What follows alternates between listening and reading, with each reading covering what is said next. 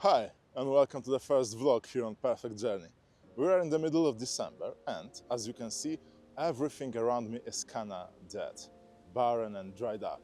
We've got cloudy sky, a bit of a mist, no leaves, no life whatsoever. Most people would call it the ugliest part of the year.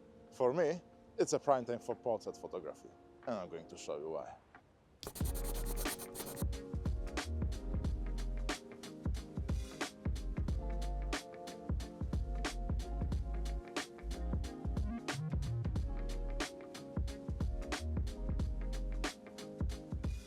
Okay, first things first, let's break down my outfit, as it is not an accidental one. As you can see, I'm wearing a brown leather jacket and a reddish shirt. They should blend nicely with the dead foliage that we have around here. But to counter it a bit, I'm rocking some denim, as blue makes a really nice color contrast with browns and yellows. It should make me stand out a bit more, pop, if you will. Now, the grey sky that I've mentioned is actually a benefit to us, because clouds act as a giant softbox that gives us this soft, even lighting that is just perfect for portraits.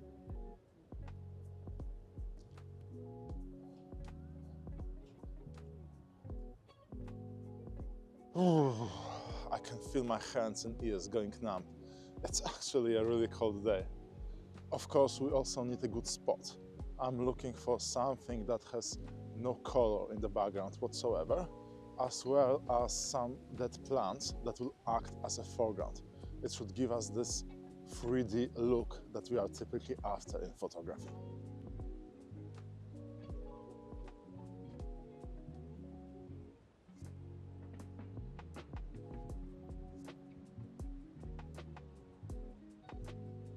So here's the spot that I've picked. It has all the necessary ingredients that I've mentioned. Ooh! Wow, we even got some wildlife here. This place has all the necessary ingredients. The background is pretty far away, so it should blur out nicely. And this dead grass will act as our foreground. Oh, come on. Of course, there is some random diesel engine working around here, so sorry for the noise if you can hear it. Anyway, to further increase that subject to background separation, I'm going to use a shallow depth of field. The widest my lens can go is f2.8, but if yours goes further to f1.8 or 1.4, feel free to use it as well. I'm going to give you a bit of a sneak peek on how I'm taking my self-portraits. Of course, you want to use a tripod, but I think that's a given. I could of course use the self-timer, but it would require a lot of back and forth running. So instead I'm going to use the Sony's native mobile app.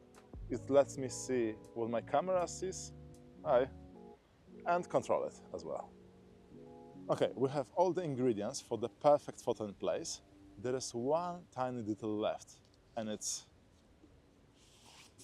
this beauty.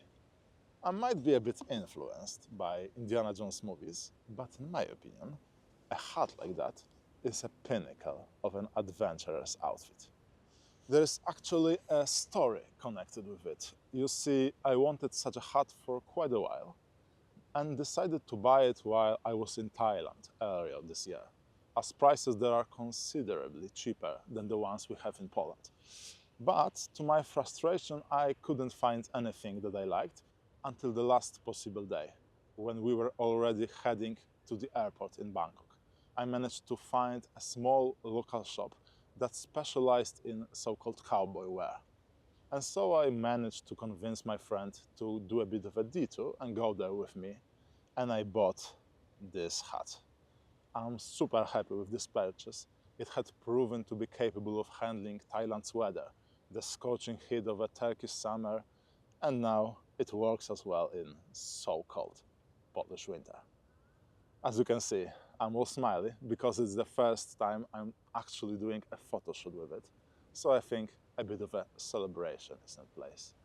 And in my opinion, there is no better way than that juicy 4K 120 frames per second video. So please, sit back, relax, and enjoy it.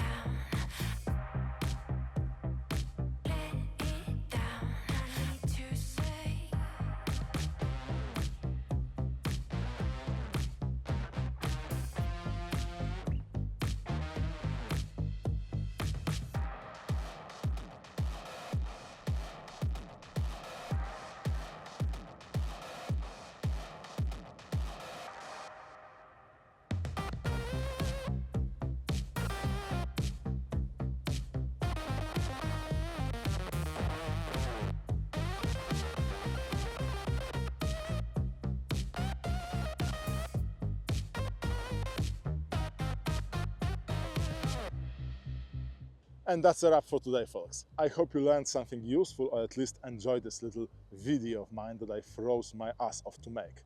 But it was a lot of fun, so it won't be the last. Thanks so much for watching, stay awesome, and I'll see you in the next one.